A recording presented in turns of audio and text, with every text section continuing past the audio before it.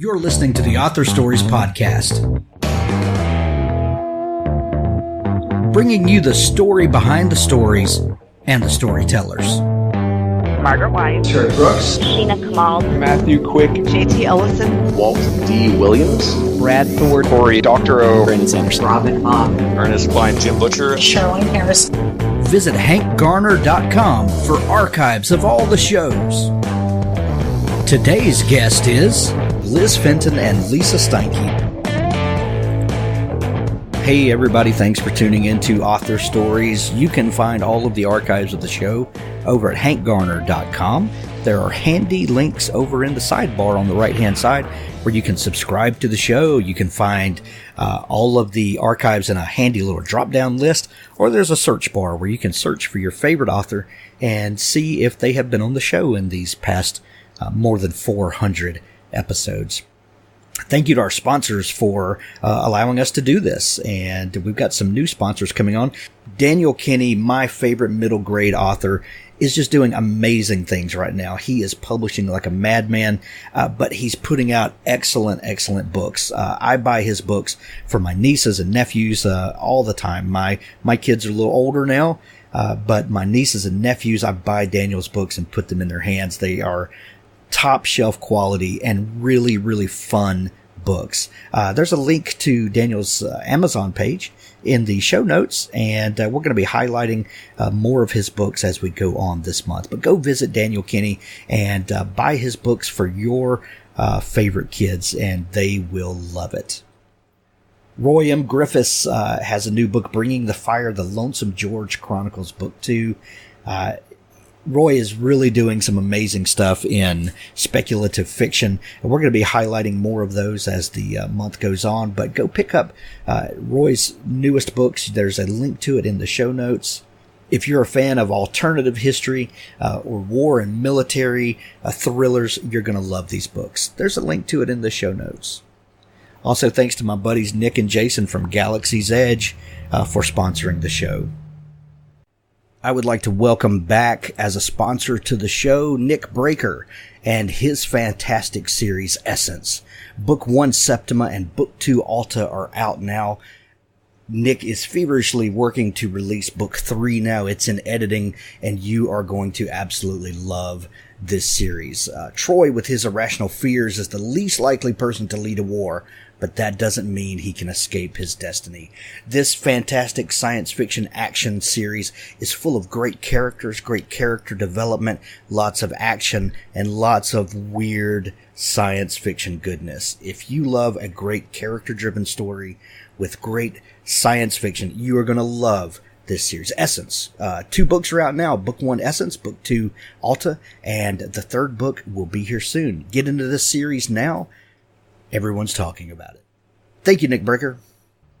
Thanks for tuning in. As always, at the end of the show, we have an audiobook clip from Richard Gleaves, the Jason Crane series. He enlisted for the money. He stayed for the girl. Gateway to the Galaxy, the new series everyone is talking about, beginning with Book 1, Into the Breach. Frank and Marine Space Corps 1 find themselves across the galaxy in a WWE smackdown with the legions of a boss-level villain. But the party's just getting started. He donned the mantle of a celestial knight to impress a girl? Well, an empress. Now destiny's calling in a debt. A lightning-paced military fantasy full of outlandish comedy and impossible situations that will have you hailing for these Marines from the get-go. For fans of Green Lantern and the Stargate universe. Listen to what some readers are saying. This is good stuff. Thanks for the new obsession. I recommend and can't wait for the next book. And the visual pictures and action are amazing. They're getting the band back together, and this time, it's serious nonsense. Pick up the Gateway to the Galaxy series by Jonathan Yanez and J.R. Castle, available now on Amazon.com. There's a link to it in the show notes. Gateway to the Galaxy. Well, thanks for joining me again for the Author Stories podcast, where I bring you the story behind the stories and the storytellers. Today, I'm super excited to have Liz Fenton and Lisa Steinke on the show with me today. They have a phenomenal new book out. It's called Girls' Night Out, and this is a thriller for that last summer vacation that you're getting to take. I have enjoyed reading this book. I've had a copy for a while, and it has kept me up at night. I just want you guys to know that, and I'm sending you my psychologist bills. Well, thank you. That's a huge compliment. Not the psychologist bill part, but the keeping you up at night. Right. So we begin each show with the same question, and we will do that here. What is your first memory of wanting to be a writer or storyteller? And Liz, why don't you go first? Well, I always enjoyed writing and I loved reading. I would read the same books over and over again. But I definitely have to credit Lisa to really making that thought into we can actually do this and be authors in college, because we went to high school and college together. And that's when Lisa started talking about us possibly working on something together one day. Nice. So college, any aspirations before that? Were you a bookish kid? Did you read a lot? Oh, I read constantly. I wrote constantly, and I received a lot of accolades for my writing, but I think being an author felt like something so amazing, so out there, that I never really connected the dots until we were in college, and Lisa's like, we can totally do this. Let's do this. And that it really connected the dots for me. Nice. What about you, Lisa? What's your first memory of wanting to be a writer or storyteller? I was really young, actually. I think 7 or 8. I started writing poems and short stories. And it was after reading Judy Blume. I just thought, I want to do this one day. But, that one day came many, many, many days later, like Liz mentioned, in college. But growing up, I was always writing, always reading, just as Liz was. And same thing, just thought writing an actual book and getting it published was just such a far-fetched dream to me. I didn't even really connect the dots, like Liz said, until I was much older as well. Boy, Judy Blume has been that gateway drug that led to a life of writer addiction for a lot of people. Yeah, right. I got a book signed by her, and I guess that means I met her last year, and it was like the highlight of my life. Oh, that is so cool. So cool. Yeah. You guys have known each other for quite a while. And, if you look at your website, and they have a phenomenal website, lizandlisa.com, and your About Us page is so awesome. Tell us about how you guys met and about this kind of lifelong relationship that you guys have had. Well, we were 14, and we were freshmen in high school, and Lisa transferred in, or she was a new student to our school, and we just hit it off, and we ended up, our parents are friends too. In fact, I still live within a mile of my mom and Lisa's dad, although Lisa lives in Chicago now. But we just kind of, we went to college together, and we were in the same sorority, we had the same major, we lived together. We've definitely had our ups and downs. We had an identity crisis, that's for sure. It was me. I had the identity crisis because people always called me Lisa. They never called you Liz, ever. They don't. The closest they get from me is Liza. They do call you Liza. Yeah, that one's pretty good. But so we've just always been intertwined. And like I said, we've had our ups and downs. We've taken some breaks over the years, right, Lise? Oh, yeah. It's hard to be roommates in the same sorority, having the same major. After a while, one of you just has to move out and maybe not talk for a couple months to the other. Yeah. I have some family that I feel that way about. Yeah. It's just right. what happens. When did you? I know that you guys threatened to write a book together one day, but was that something that that you saw coming? I mean, did you guys have some similar taste in books, movies, and that sort of thing. What do you think it was that let you know that you guys were going to collaborate one day? We did have a very similar taste in books, and I can't remember the first conversation, but it was sometime in high school where we looked at each other. I think it was like after reading a Danielle Steele novel.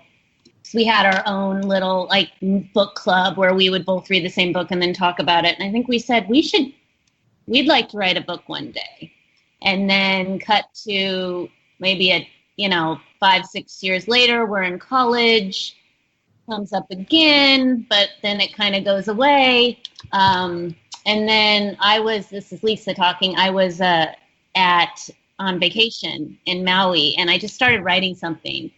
And I emailed it to Liz, and I said, what do you think about this? Like this, maybe this could be the book we write. And I think Liz, you just had a baby, right? Or you were pregnant, or it was. I was busy. Really bad. It couldn't have been worse. And I think I said something like, we should write a book together. And you said, no, not now. And then I think I said something like, well, if you don't write it with me, I'm going to write it by myself. Sounds about right. So that's kind of what happened. So I really bullied her into it, I think, if we're going to be totally honest. That's the dynamic of our relationship actually to this day. So it's fine. Yeah. I was going to say it sounds like Lisa was the proactive one, but bully works too. That's a nice way to put it. It's a nice way to put it.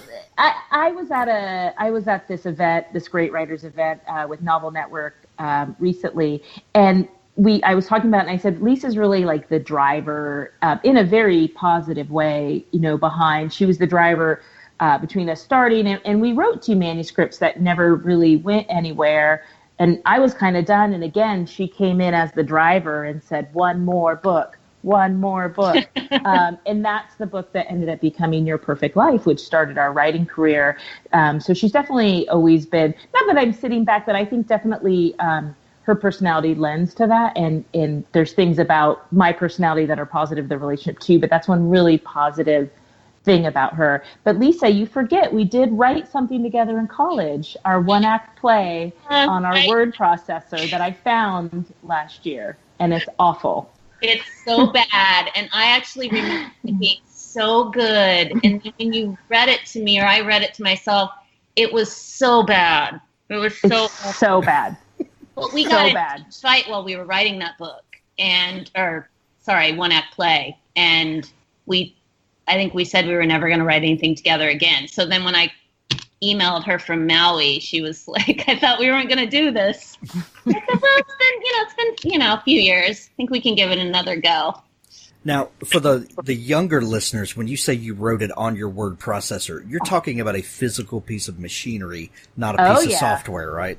Oh, yeah. The Brother word processor, that's what I hauled up to college with my high-waisted jeans, my brown braided belt, like penny loafers, and it was huge. It took up the entire desk. Oh, that's amazing. So we were like hovering over the keyboard, trying to type together. It was awful. Yeah. So what did you guys major in? You said that you shared the same major. What was that major? We were both communication, but we ended up doing really different things with it. Lisa, we ended up interning at Family Feud together for our internship, the game show. Nice. And it gave Lisa kind of the bug to work in TV, and that's what she ended up doing. And then I ended up going in a different side of communication and like sales and marketing and that end of things. Nice. So you guys in communications, you were thinking about writing and storytelling, maybe not novel writing, but all of that stuff involves telling a particular story to get an emotional response from either buyers or a television audience or whatever. Did you consider yourselves writers, even though you hadn't written the novel yet? I think I did, but I had this sense of self about my writing, I think, since an early age. I took a journalism class in college, and I remember thinking maybe that's what I would do. But but it wasn't creative enough for me, so I didn't end up going that path. And like Liz said, I ended up going toward TV. So... Yeah, and I think Lisa too, because you know she was working on talk shows, and you were creating those stories too. I mean, you were even part of the Writers Guild. I think for me, I definitely considered myself a creative. I think I just didn't. You know, I think when you get out in the business, when you get out in the world, right, and you're trying to make your mark, and you're getting married, and you're having kids, you're really just trying to survive. And so sometimes that creative part of yourself kind of gets left behind. And you find it, hopefully you find it later, which is what I did. But I think from, you know, age 24 to when we started writing at like 31, 32, I was just like trying to survive every day, you know. So fast forward us to that sitting on the beach in Maui and emailing. We've got this book. What was that situation? Where did the idea for that book come from? And how difficult was it for you guys to get into a groove? It was, chick lit was really popular at the time. You know, Jennifer Weiner and Emily Giffen and Jane Green and all of these authors were writing this really fun, and, you know, the female protagonist who, you know, loved to shop and was looking for the perfect guy. And so we just kind of wrote something like that, and it never went anywhere. That I don't even know where that exact manuscript is now. But it got us going. You know, it jump started us, and as did those authors who we credit to this day with being our motivation, reading their books and wanting to be like them. And I think we ultimately wrote a much more evolved version, which fell under the genre women's fiction, and that's the one that was published. But before that, we were just, you know, trying things out. You know, we didn't have any formal training in writing. We just were kind of flying by the seat of our pants. Gotcha. Yeah. So, Liz, did you write that first chapter? No, it was Lisa, but that original manuscript ended up being about two characters who were sisters, and so I think I wrote a character, and you wrote a character, Lisa, and then, because again, this was quite a while ago, not to totally age ourselves, but I want to say we sat down and read every word together, editing that, Lisa, like in Starbucks. I think we did too. Something we would never do again. Yeah. And I don't recommend. And and it was just us kind of just trying it out and just having fun. And it was really fun to write. I mean, we loved the book. I mean, it didn't end up getting us an agent or getting published, but it really is what, you know, started our adventure. Right. So it holds a special place. Well, you know, and a lot of those desk drawer novels or trunk novels, you know, as we call them, the ones that we write and then put away, and we understand that those were the training ground.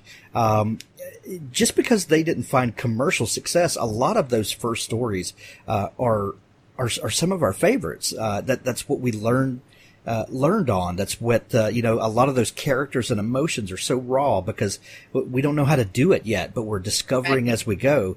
And, those things can still be very special, even if they don't find commercial success. Right. No, I agree.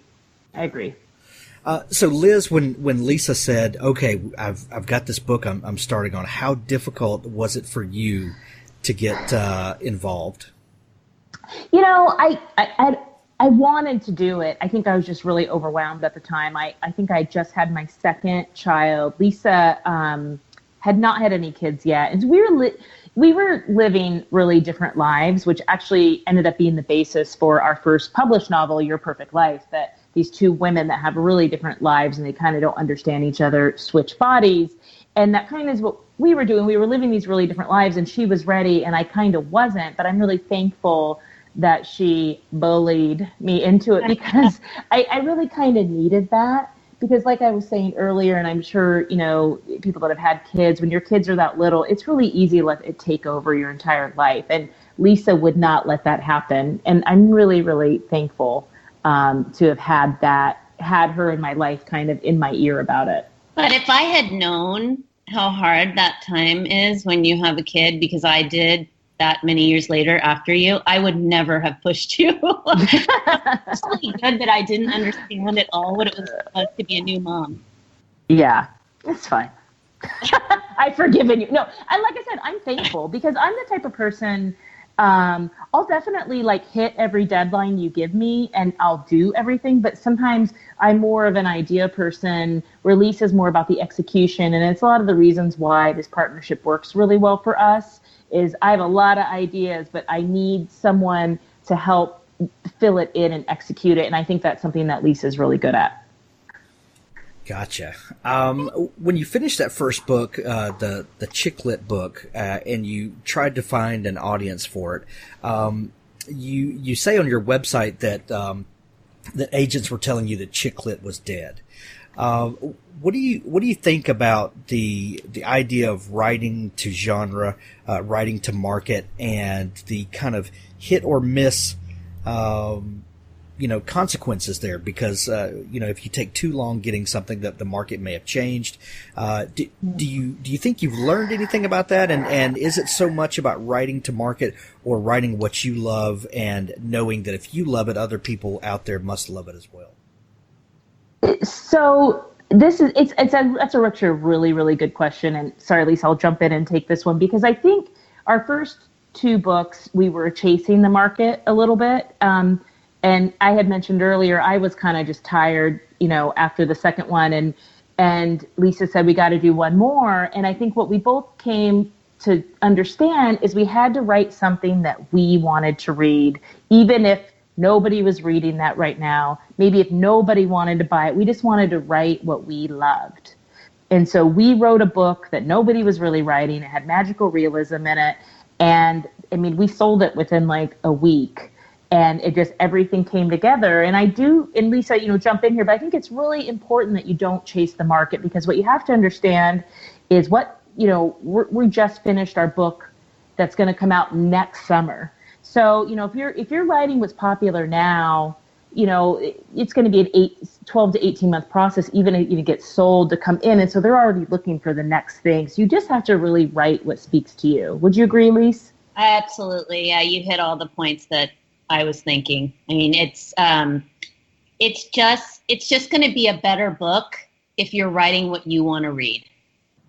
So, and I think that's what we learned. And when you write a book that has magical realism in it, as soon as you introduce that, it becomes it goes in a different place in the bookstore. Some of the genre definitions and things are really kind of squirrely, because a book can be 90% thriller, and as soon as you add time travel to it, it kind of goes off the rails. And so even thinking about some of those definitions will throw you off, because you may not write the book you really want to write because you're worried about those things. Right. You can get really caught up in those details if you're not careful, and it can throw you off your game, and you just won't write as good of a novel as a result. Right. So that book first off, before we get into the book that you did sell, how did you guys work out your the logistics of doing what you do? I'm always fascinated when people work together, collaborate. Kind of, what is the physical process that you guys go through? Does one of you outline and one flesh out the outline? Do you each write a chapter or a viewpoint? Like, what is that process for you? Well, we actually never really sat down and came up with a process, which is something we can talk about in a little bit. That recently kind of bit us in the behind. But way back when we started, we just came up with a pretty simple strategy. One of us would write chapter 1, email it to the other one. She would edit it, send it back. We'd continue to edit until we were happy with it. And then the other one would write chapter 2, and so on and so forth. So we just alternated chapters. We didn't outline our women's fiction novels very much. We really just came up with general idea, what the climax was going to be, and we usually knew how they were going to end, but we also left that open just in case we wanted to change it. And then when we moved into suspense, that's when we really had to get our ducks in a row and figure out and be more, strategic about it. We had to outline together. We had to get on the phone constantly. It's a much harder genre, I would say. But we, again, just kind of found our rhythm with it and kind of went along until recently when it blew up. So with Girls Night Out. I love that. Let's talk about that first book that you guys sold. Was that Your Perfect Life? Yes. Yes. What was the premise of that book? It's about two childhood best friends who, on their 20-year high school reunion, they've got really different lives. One is a celebrity. One is a stay-at-home mom who has like an oops baby, who had kind of given up her career early on, that her best friend now has this career. Anyway, they go to their 20-year high school reunion and they do a shot and they switch bodies. And they're two people that really think that they know each other. And by switching bodies, they find they really don't know each other as well as they think they did. And maybe they don't know themselves as well as they think they do. You guys, a running theme in a lot of your stories is this idea of friendship, kind of a sisterhood thing. Is that a conscious thing that you guys do, or does this just come out of your natural relationship? Ooh, I think it's conscious, don't you, Lisa? I mean, we don't sit down and be like, it's friendship, but yeah, I think it's just, I think it just kind of happens. I think too, we're also, Lisa, I think I can speak for you when I say this, like, we're really fascinated by women's friendships and relationships because we've had our friendship, obviously, we've had for a very long time. We have several other friends we've been friends with for about this long as well. And those long friendships and those, sisters that you have, they're really layered and complicated. And I think we both find them really interesting. And there's a lot to mine out in those kind of relationships. And so I think that you always see that kind of come out in our writing. And sometimes I think we're mining out stuff in our own friendship too, that you'll see there. I have 3 daughters, and my wife, and so I live with 4 women. And yeah, you're right. There's nothing more fascinating or complicated than relationships between friends or sisters, or when the friends of sisters. That is fertile territory. Oh yeah. There's a lot. We could write about it all day and all night and all year and all next decade. You guys did a 3 books for Atria. Is that right? Yes. Yeah. Yes. And you're now with Lake Union. Was The Good Widow, was that your first book with Lake Union? Yes. Yes. And Lake Union is an Amazon imprint, right? Yes. Yeah. They are doing some really cool stuff with Amazon's imprints, and I've talked to several writers on with different of their different houses, and they seem to really be doing some cool stuff with marketing and just helping writers get their stories out there. What's your experience with Lake Union been like? It's been really good. I mean, we are so happy to be published by them. And like you said, I mean, you're right. They are really great at getting at marketing, and they put together these little videos and book trailers, and they're just constantly doing things to get your book out there, which is something we really appreciate. And probably, one of the hardest things for authors is getting their books seen by the public. And so, Amazon has obviously this natural platform, and it does work to, authors' advantage. We're very happy. I mean, Liz, do you have anything else that you want to add? I would just add that they're really innovative. And, we, both of us come from kind of a creative, innovative background. And so I love, and I think, Lisa, you love this too, we hop on a call with our team at Amazon and we've got big ideas and they're just like, yes, yes, yes. How, thinking out of the box. On our book tour that will be going on this week, we've got a lot of, out of the box things going on, and that's all due to Amazon. And they say yes more than they say no, and they really care about their authors. Nice. It seems like your last two books, The Good Widow and the new book that's out now, Girls Night Out, are really you've really ratcheted up the suspense and the psychological nature of the books. Is this a natural outgrowth of your writing and the things that you guys love? Was this something that you thought about and said, let's really kind of go darker in these books? What do you guys think? Yeah, we actually did. We were reading a lot of those type of books, and we decided to, take a stab at it, pun intended. But we also, as we talked about earlier, evolving as an author is important, and we sort of felt like we'd hit a plateau with the magical realism. And it's not something that we won't ever write again, but we just felt like we didn't have the next big idea there, so we wanted to pivot and try something else, and it's been a really fun. I mean, it's so fun to kill people off. I can't even tell you. Well, you mentioned earlier that when you're outlining when you really get into suspense, it becomes much more complicated. And you said that you outline together. Are you guys serious outliners? Are you like scene by scene outliners? Oh God, no. Tell me about your outlining process. I mean, when we say outlining, it's pretty a loose term for us. I would say, as Lisa mentioned, with our first three books, I mean, it was really loose, like super organic, and actually worked. I think that process made those books better.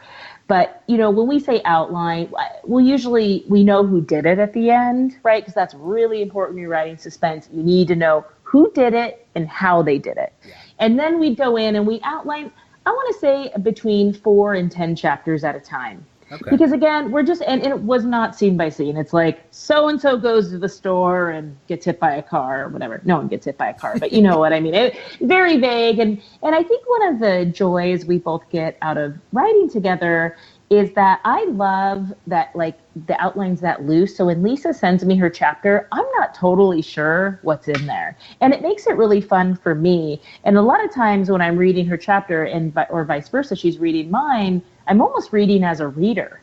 And that keeps it really exciting.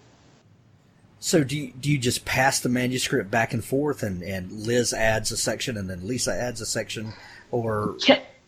Yeah, chapter by chapter. So okay. Like we switch with, so we, and then, but the thing is like if she sends me a chapter, I may add 500 words, I may delete 500 words. And so it really, like, people are always like, well, who wrote this line? I'm like, I don't know, unless it was like something like that I wrote or she wrote that I was like, that was amazing.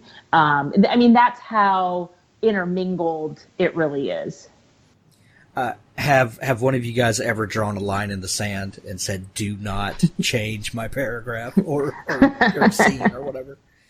Yeah. There's only been a couple of times. There was one in The Good Widow that I can recall saying, I really want to do it this way. And I know Liz has had moments too, just like, I really like this line. Can we keep it? And that's our policy. If you wrote it, it can stay. And typically, though, we don't, like, if somebody really wants something out, then we'll go with it. We don't argue about that type of thing. No, we argue about other stuff. Yeah, a lot of Oh, that's funny. That's funny. So let's talk about the new book, Girls Night Out. Another kind of dip into the waters of friendship. Where did the idea for this book come from? And tell us about the setup for it. Gosh, I can't remember the exact. I know I had called Lisa and I said, what if, I was thinking Cabo, because I always go to Cabo, and I was like, what if, like, some friends go to Cabo and somebody goes missing? And Lisa was like, I love it, but Cabo is not Cabo. So we really had to figure out, like, where is it going to be? And Lisa, our agent at the time, was visiting Tulum. And Lisa's like, did some research and said, this is where we need to base this book, is in Tulum, which is a really fascinating place with a lot of history. It's got the Chichen Itza ruins, which play a big part of the book as well, and really just kind of a mystical place that we thought might be really interesting. Right, Lise? Do you have anything to... Did I miss anything? No, you didn't miss anything. Like we talked about earlier, Liz is usually our ideas man. I think she's come up with almost all the ideas. So she'll toss something my way, and then I'm pretty good at like, well, what about if we had this character and that character and, you know, this setting? And so I'm better at like helping flesh it out once she thinks of a big picture idea. You explore friendship again in this book, but this is different. This is estranged friendship. Where did that idea come from, and how hard was it channeling those emotions? I think we had talked about, like we mentioned, we're longtime friends of 30 years. We have other friends we've been in relationships for that long as well, and so there have been points within those friendships where we have been estranged from each other from time to time. And so we wanted to explore that. Like, what if friends who weren't in a good place went on a trip together? And so they're already starting off on a rocky foot, and then one of them goes missing. So we want to just create more tension to begin with. And I think a lot of that just comes from our own experiences. And people that have read the book, early readers, have said they can really connect to that. Because if you've had a long-term friendship or marriage or any kind of relationship, it's so many ups and downs that you never know where you're going to be with someone at any given time. You guys really write these heart-stopping scenes where you feel the dread, you feel the tension all the way through. How do you maintain that level of kind of, oh crap, something is going to happen anytime without fatiguing the readers? Right. I mean, I think it's hard, and you know, we did several rewrites on this book. I mean, the editing process on this book was pretty brutal, the most brutal that we've ever had. And I think part of that was really making sure that we did a good job creating that tension in the right way. And it's something that we were really struggled with, and in turn created a lot of tension in our own friendship, which actually ended up helping create the tension in the book, which was really interesting. But it's really hard to find that balance. I think we always think of it as we watch a lot of TV too, and I always we write the books, and I think, Lisa, you're the same way. It's like kind of creating the tension the way that a TV show or a movie might create that tension too. Because for me, it's always a movie in my head, and I think for you too, Lisa, right? Yeah, absolutely. Well, and having the exotic background in this book that you do with where you set it, does that help to kind of build that juxtaposition of the kind of perfect backdrop, laid over by this kind of crazy story that's going on? Yeah, we love that, actually, setting a dark book in a really pretty light place. Right. And so, yes, that's what we did with The Good Widow and then with Girls' Night Out. Gotcha. You mentioned the editing process being really tough on this one. When you add an editor in, how does that change the dynamic that you guys have together when you add that third person in who's taking a critical eye to your work and making suggestions and the things that editors do other than just, change this comma. But when you're talking about structure of the book, adding that third person, what does that do to your creative process? Well, okay, I'll take it. Lisa's like, I'm not taking this one. It's we're waiting each other out on that one. It's I think because it's actually a benefit to have two and then go to three. And the reason being is Lisa and I are constantly live editing each other. And because of that, like, we have pretty thick skins. In the way that we write, you really can't get too emotionally attached. And we were mentioning like having that veto power. I mean, like she mentioned, I could count on one hand how many times we've used that over 7 years. So I think because of that, we're so used to being edited as we go that when an editor comes in and has notes, we're able to swallow them pretty well. And we also have each other. And I think it's nice, writing is really solitary. We're friends with a ton of writers that write alone.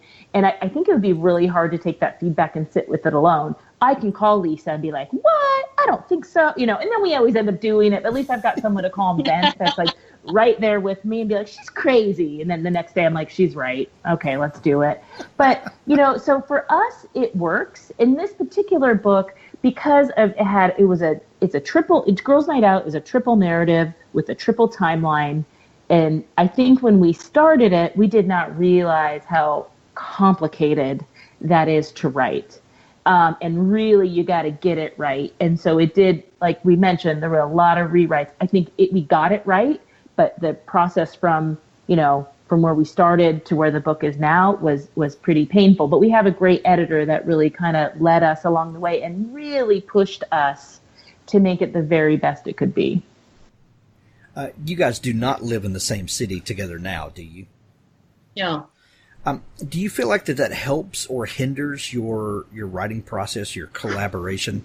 Because maybe, Liz, some days you say, oh, this would be so much easier if Lisa were here and we could look at each other and we could talk it out. But then, maybe, Lisa, you're like, I'm so glad Liz is across the country because she can't see what I'm writing and I can, I can get where I want it to be before sending it to her. I'm sure there are pros and cons. But is there anything you experience, all the time that makes you wish that you were closer or glad that you're not? You're taking this one, right? Well, I mean, I have been in Chicago now for almost 10 years, and I'm actually moving back to I'll live about 20 minutes from Liz in another year. So I will be back. So we are going to have to figure this out. But I will say that that it hasn't hindered us. It hasn't necessarily helped us. I mean, I think even when I'm in the same city, we'll do it this way. We'll write in our respective homes and just email it back and forth. I mean, oh yeah, we're not writing in the same room. And we know some authors that they sit at the same keyboard. And everybody has a different approach, and I think for us, we both, would you say, want to be in control. So I don't even know who would type if we did it that way. We would argue over who was going to type, and so I think it's just the way we've always done it, and I think the way we always will. Although it will be nice to just pop over to our house and like brainstorm. That sometimes it is nice to be in person, and when we've gone on writing retreats together, or when we've gone on research trips. They've been really great. For sure. Few and far between. We kind of space them out. So that I think we both like to have space when we're writing. And I like to have space, and Lisa, I know you're the same way. When I get her edits back, I just like to have my space and, be able to work on them and swallow them in my own way and move forward. And I think that works for us. I think what happens when we get too close together, you start sometimes, and this isn't everyone, but a lot of times you're like, should I use the word start or begin? Well, I want start. I want begin. You would never argue over that if you're just sending it back and forth. That's actually a real example. That's happened. Yeah, and that actually has happened. It's why we don't write in the same room, because of start and begin. And that was when we were trying to write a synopsis, like a paragraph synopsis of the book. Yeah. So. Well, it's more important when you're dealing with a paragraph synopsis. You've got to weigh every word. Oh, yeah. Well, I guess we sure were weighing every word. I think sharing a keyboard with someone would drive me absolutely nuts. I don't think I could be creative in the least with knowing someone is right there judging every word that I'm typing. Totally. I think that's a writer thing. We just need our space to figure it out. So, do you guys? Are there any particular tools that you use for your collaboration? Or are you just emailing a Word document back and forth? And do you guys use Skype to maybe video conference or anything like that? We use we don't video. Lisa actually, it's a funny story. Lisa actually FaceTimed me on Christmas Day, and I was like, "What the hell is going on?" We never even FaceTime. I was like, "Did she FaceTime me right now?" But she did. She was actually. I did. I know. And then to do. And my dog had just had surgery, so then I showed her that, and she's never going to FaceTime me again. But you still talk about it. But we do use Dropbox. We're kind of old school. When we're writing our first draft, we use Dropbox and just send it back and forth to each other in that way. But then we put, as we're adding chapter upon chapter, we use Google Docs, which is a live document. But we don't use the live document together till we go to edit. I find Google Docs, there's a little bit of a delay in writing. I think we just both prefer to actually do our writing in Word. Yeah. And maybe that's our word processor, we're still just dinosaurs. I don't know. But that's how we do it. Well, some things are just, they're just tools. And, when you find a tool that feels good in your hand, there's no need to go to something else. I think the best thing that could happen is that you find a tool and you just don't even think about it. It's just there and you just use it. When you start thinking too much about your process, it probably becomes more about the process than the actual writing. True. You guys also have a blog at your website, lizandlisa.com, and you guys post all kinds of stuff there, videos and reviews and stuff like that. Is that an important part of staying in touch with your readers and maybe being creative on a different level? I'd say for us, we do put things up on the website, but we find that most people interact with us on Facebook and Instagram. So we'll always lead you to the site, but then you might end up going to our YouTube channel or to our Facebook page or to our Instagram. I just think that's a lot easier for people. I don't know how many people really travel to our website just to check it out on a daily basis versus us posting something on Facebook and then they'll go to the website. So for us, we find social media to be a really important tool for us to connect with our readers, probably more than anything else. Gotcha. The new book is called Girls' Night Out. This is a phenomenal read. I highly recommend everyone go pick up a copy of it. It is out today when you're hearing this, and you can get it wherever great books are sold. Liz and Lisa, thank you so much for taking time to come on the show today. Thanks for having us. Thanks for listening to the Author Stories podcast. For more great author interviews like this one, go to hankgarner.com and dig through the archives. There's something there I know you'll love. Now stay tuned for a special audio clip from Richard Gleaves' The Jason Crane series. I was walking through the woods between Wolfert's Roost and the future site of my father's Stone Manor house. The house would eventually stand on what had been old Baltus's pumpkin field, the land where I had found my grandfather's head. Father had chosen the spot for its view of the Hudson River. Knoll was to be a grand mansion in the Gothic Revival style, but at the time the mansion was but a few foundations of Van Brunt stone. I had become fond of the place already, the idea of it, and I spent many a night alone in a shack on the property. My mother disapproved. She would have me sleep in the room across from hers in our townhouse. But I was 15 and did not answer to her. I kept a bottle of spirits hidden in the crook of 2 walnut trees near old Baltus's grave. I thought he would approve of the gesture. I had stopped along my way to fetch it out. At the moment the first pull of liquor touched my throat, I heard a ghastly, inhuman laugh. I was not alone in the woods. Had God sent the horseman after me? Had I sinned that terribly?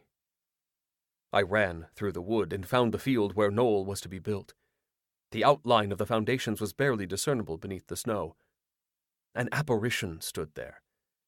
Though I have seen him many times since, I shall never forget my first glimpse. Gaunt in moonlight, headless, exuding power and malice. A magic thing in the land of the ordinary. The headless horseman of Sleepy Hollow. What chills those words evoke. It charged at me, hatchet raised. I stood transfixed, unable to move, unable to even imagine escape. This was the servant of God, after all, sent to strike down sinners. I hurled the bottle from my hand, ashamed that I had become a drunkard as Baltus had been. It shattered against the foundations of Knoll. I stretched out my arms and awaited judgment. A piercing white light broke the darkness. The horse reared. "Not my Dylan!" cried Agatha, appearing from the wood. She held a skull in her hand. It shone brightly as a diamond, and in that moment I understood. The horseman did not serve God. He served my grandmother.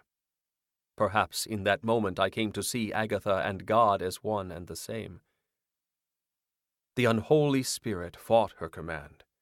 A foreleg of the demon horse struck my head with such power that I fell backwards with a cry and knew no more. I carry the scar to this day. A slight indentation in my temple, barely noticeable. In my days of courting I was told that when I am angry the patch of insulted skull bone will stand out in a disturbing manner. I have never had occasion to see this phenomenon, however, as I am generally well pleased whenever I pass a mirror.